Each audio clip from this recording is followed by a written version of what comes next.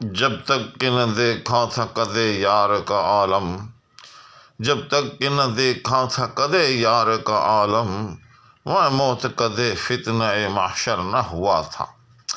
السلام علیکم ناظرین۔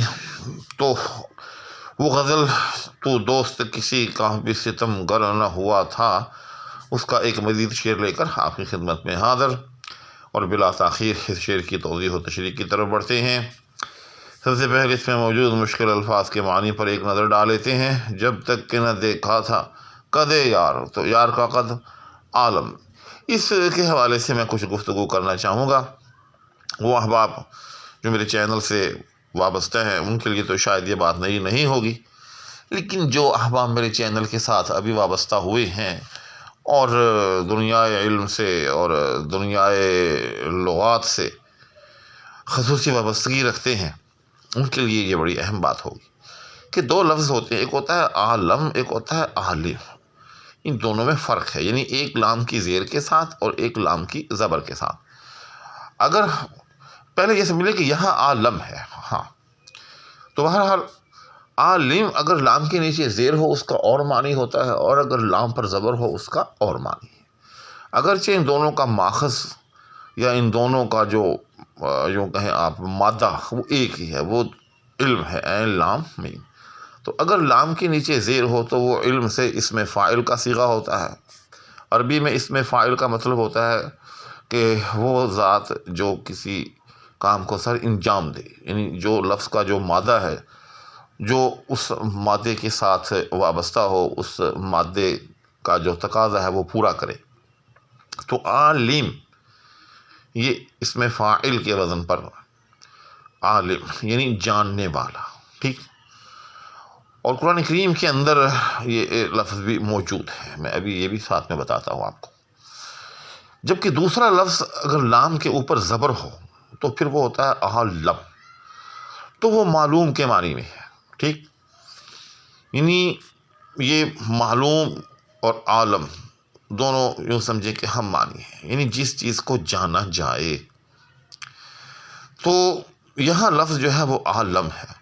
سورہ فاتحہ کی پہلی آیت الحمدللہ رب العالمین، یاد رکھیے گا کہ وہ عالم کی جمع ہے، اور وہ اسی یعنی یہی لفظ ہے جو اس وقت ہمارے سامنے ہے۔ اور یہیں سے پھر کہا جاتا ہے عالم یعنی کائنات کو کہا جاتا ہے، کائنات پوری دنیا کو بھی عالم جو ہے وہ کہا جاتا ہے۔ اور یہاں جو لفظ مستعمل ہوا ہے کہ جب تک کہ نہ دیکھا تھا قد یار کا عالم، تو یہاں یوں سمجھے کہ یہ تھوڑا سا محدود معنی میں ہے، یعنی جب تک کہ قد یار کی کیفیت نہیں دیکھی تھی، قد یار کی حالت نہیں دیکھی تھی۔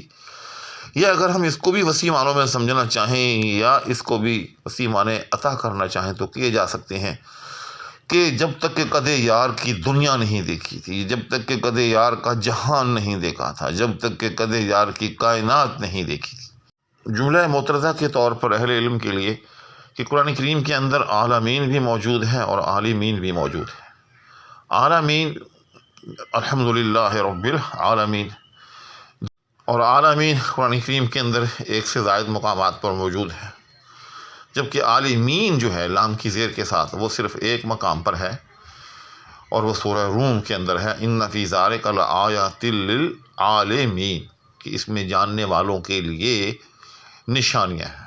ہاں البتہ آگے چل کر 20ویں پارے کے آخر میں بھی آتا ہے، لیکن وہ حالت رفعی میں ہے، یعنی عالمون وما یعقلها الا العالمون، یہاں بھی لام کی زیر کے ساتھ۔ یہ ایک اضافی بات تھی درمیان میں، میں نے سوچا کہ جو احباب عربی کے ساتھ نیز یہ کہ الفاظ کو تھوڑا سا باریکی کے ساتھ سمجھنا چاہیں ان کے لیے تھوڑی سی گفتگو کر دی جائے۔ تو اب ہم شعر کی تشریح کی طرف متوجہ ہوتے ہیں۔ جب تک کہ نہ دیکھا تھا قد یار کا عالم، عالم کہتا ہے کہ جب تک میں نے اپنے محبوب کے قد کا وہ فتنہ خیز عالم نہ دیکھا تھا۔ اب یہ چیز میں سمجھتا ہوں کہ الفاظ کے ذریعے وضاحت کی محتاج نہیں، بلکہ یہ سچ مچ تجربے کی محتاج ہے۔ کوئی حسین سراپا ہو اور طویل القامت ہو، لمبا قد ہو، سچی بات یہ ہے کہ وہ انسان کو مسحور کر کے رکھ دیتا ہے۔ اس میں کوئی شک نہیں. اس کا حسن، اس کا جمال یوں سمجھے کہ اپنی گرفت میں لے لیتا ہے. اور غالب نے پھر اسی گرفت کو دوسرے مصرے میں کچھ ایسے بیان کیا کہ میں موت قدے فتنہ محشر نہ ہوا تھا، کہ میں اس وقت تک فتنہ محشر یعنی قیامت کا معتقد یعنی اس پر اعتقاد رکھنے والا، یعنی میں قیامت کے فتنے کا جو ہے اعتقادی ہی نہیں تھا، میں گویا کہ آمد قیامت کا معتقد ہی نہیں تھا. اب اس کا اس کے ساتھ کیا تعلق ہے؟ اس کا اس کے ساتھ یہ تعلق ہے کہ قیامت کے دن کیا ہوگا. قیامت کے دن اللہ جل شانہ اسرافیل کو حکم دیں گے. وہ ایک فرشتہ ہے جو کہ سور صاد کے ساتھ تھامے ہوئے کھڑا ہے. اللہ اس کو حکم دیں گے. چنانچہ جیسے ہی وہ سور کے اندر پھونک لگائے گا، ہر چیز کو تہو بھالا کر کے رکھ دے گا. پہاڑ جو ہے وہ روئی کے گالوں کی طرح اڑتے ہوئے نظر آئیں گے. چاند، سورج، ستارے، ہر چیز جو ہے وہ تہو بالا ہو جائے گی. یعنی ہر چیز کو الٹ پھلٹ کر جو ہے وہ سور کی آواز جو ہوگی یا وہ قیامت کی آمد جو ہوگی وہ رکھ دے گی. تو غالب کہتا ہے کہ میں بھی اسی طرح سے پرسکون بیٹھا تھا کہ جب میری یار پر نظر پڑی، یار کے سراپے پر نظر پڑی، تو اس نے میرے دل دماغ کے اندر وہ قیامت برپا کی. اس نے میرے دل دماغ کے اندر وہ فتنہ برپا کیا کہ جس نے ہر چیز کو اتل پتھل کر کے رکھ دیا، الٹ پلٹ کر کے رکھ دیا.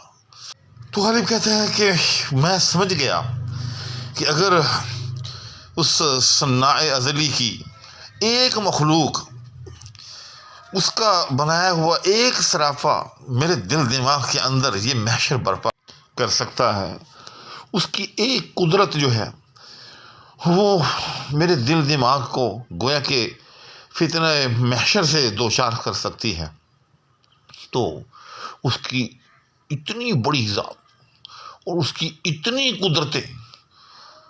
تو جب وہ کہتا ہے کہ ایک ایسا دن معین ہے کہ جس میں آسمان، زمین یہ سب کے سب ختم کر دیے جائیں گے، لپیٹ دیے جائیں گے، تو وہ کیوں کرنا ممکن ہے؟